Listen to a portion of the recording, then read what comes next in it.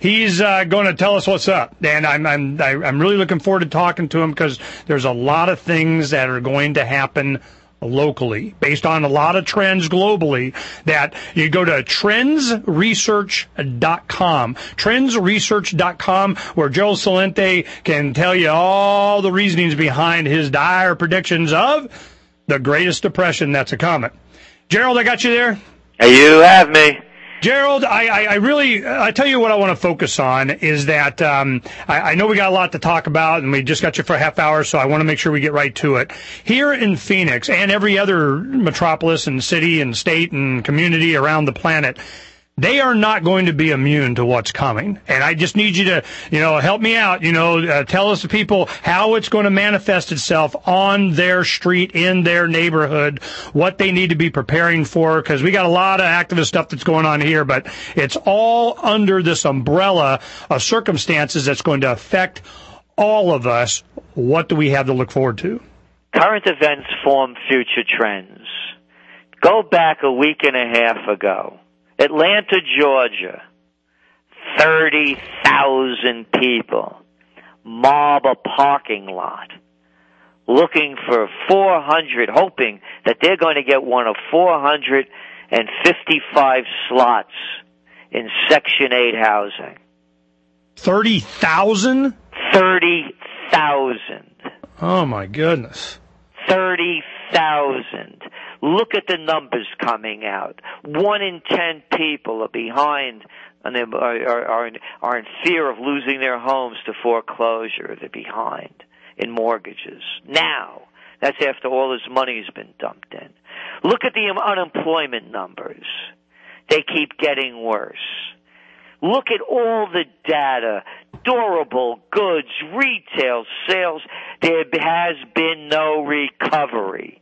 It's been a cover-up. They covered it up with digital money printed out of thin air, backed by nothing. We're going to start seeing crime levels go far higher than anyone can anticipate. You just, again, look at the facts. This isn't rhetoric. You have in major cities like Phoenix, half the kids aren't graduating high school.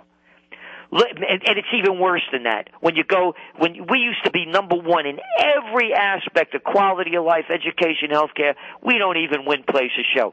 Current events form future trends.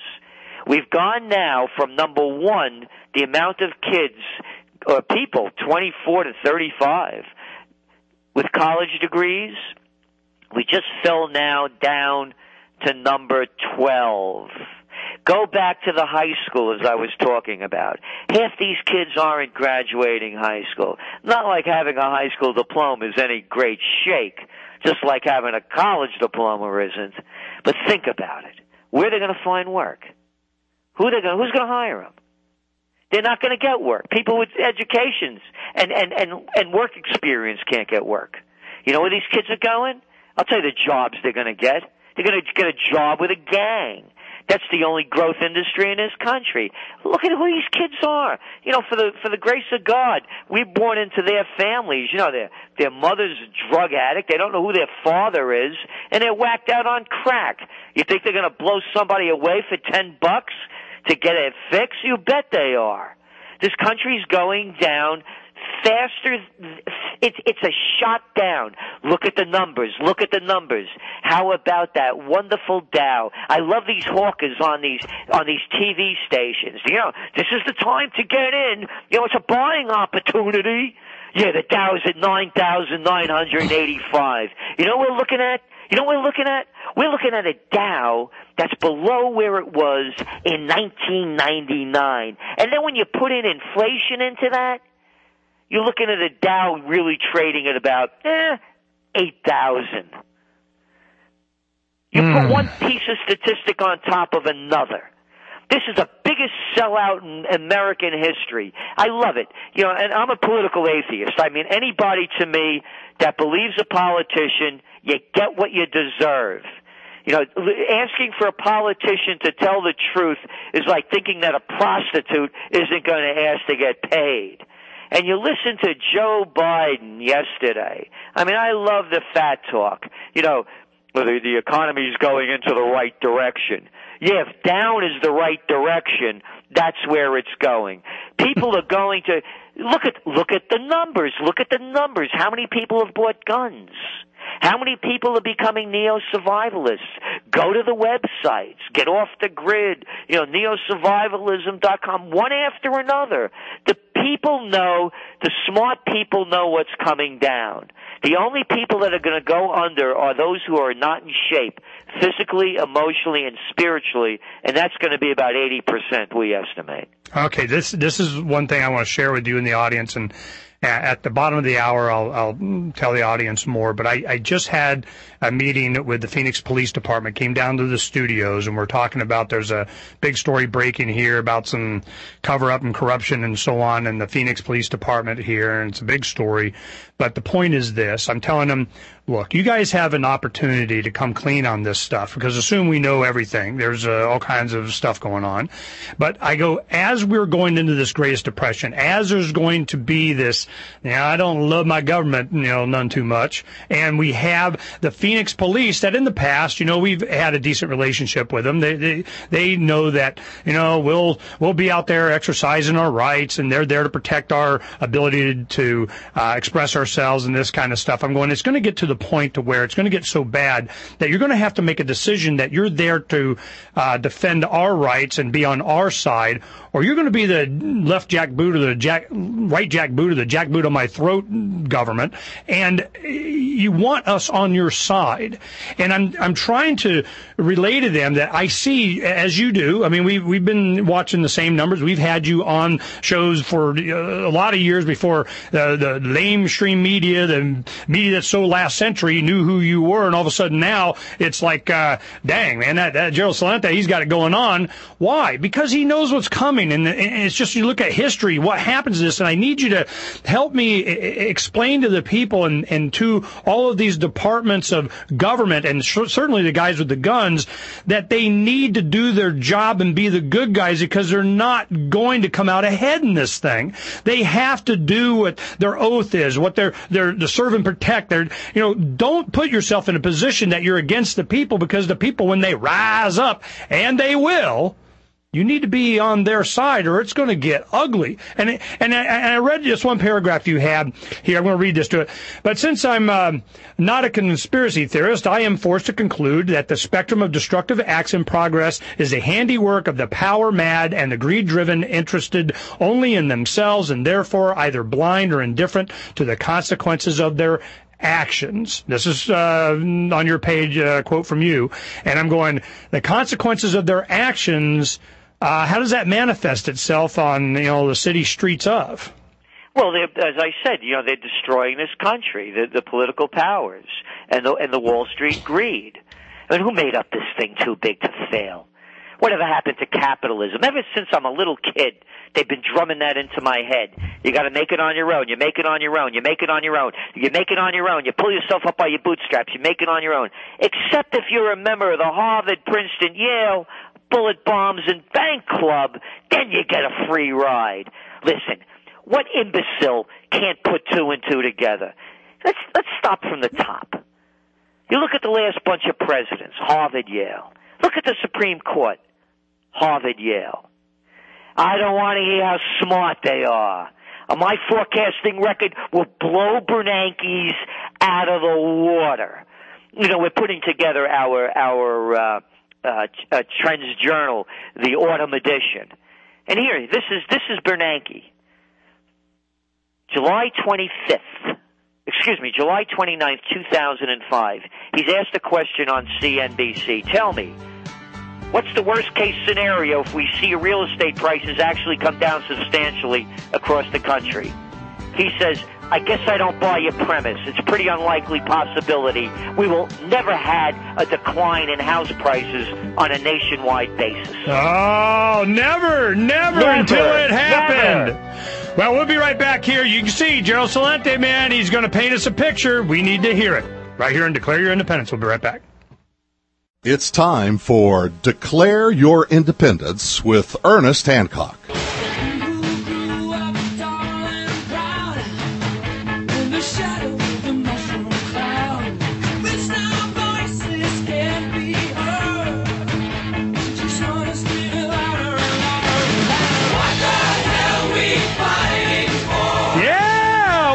time for here on Declare Your Independence with me, Ernest Hancock, here from Phoenix, Arizona. Hey, how about some truth, justice, and I don't know what the heck used to be the American way. We're going to have Gerald Celente tell us all about it from trendsresearch.com. Let me go ahead and read this one paragraph. The purpose of the Trends Journal is to alert, inform, instruct, and empower our readers. This issue is focused mainly on macro, financial, and military trends and how they are being and will continue to be manipulated. Our intention is to enable our readers to recognize the grand scam, navigate through it, and not be victimized by it. The sure fate of those who smoke the optimism opium pushed by media shills for their power-mad and greed-driven masters. In essence, the Trends Journal is a lesson in close combat martial arts. Attack the attacker. Action is faster than reaction. So if we're going to have an action, Gerald, I need help me out here. My audience is and my friends and me. We're here on a local level. I know how bad it is. I need to know what we need to do. Here's what I do. I cannot give financial advice. I'll tell you what I do. I'm very heavily invested in gold. We had forecast gold bull run in the Trends Journal in December of 2001 when it was selling at $275 an ounce. Today, as we speak now, gold is trading at $12.36. $12.36. We're forecasting gold 2,000, and here's the way we're watching this right now. The next breakout point for gold is $1,265.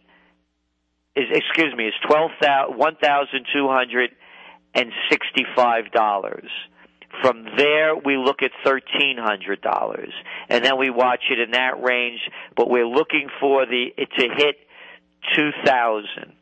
Number two, what I do, we have a business here. We need cash, and I have to put money in retirement and that kind of thing. I put my money in a third in dollars. I'm 80% in gold. What I have left over, a third in dollars, a third in Swiss francs, and a third in Canadian dollars. Swiss, to me, are the money cockroaches of the world. They're not going anywhere. Canada's in a lot better shape than the U.S. What I do is I hedge that money. All I want to do with that is stay a little bit ahead of inflation and take minimal risk. Gold is my wild card. Tell me about silver. Silver I'm not as well versed in silver, but from all I see and what I know, it's a good investment for a lot of people, and I have some, but not nearly as much as gold. And for those that can't afford gold, it appears that silver is very, very solid as well. I don't believe there's going to be commodity inflation. I believe more in a devaluation. For example, go back to 9/11, Ernest. The first thing they did? They closed Wall Street. If you had certificates of deposit like I had, and I tried to get them out because I wanted to get away from the area, I didn't know if they were going to hit the nuclear power plant at Indian Point, just north of Ground Zero. I was ready to go to Canada. I wanted my money, my guns, and my gold, and I wanted to get out of here if that kind of chaos happened. I couldn't cash out because CDs are traded on Wall Street, they told me. We believe there's going to be a terrorist strike of 9/11 magnitude, and I say that because we also believe that the foreign policy is going to drive us in that direction. People get really tight when you stay in their country, you invade them, and now we're moving into Yemen, and we're moving into Pakistan with the drone attacks. So expect a terrorist strike. I'm saying that because in the event of that kind of significant 9/11 magnitude terrorist strike, we're saying this time they will close the banks.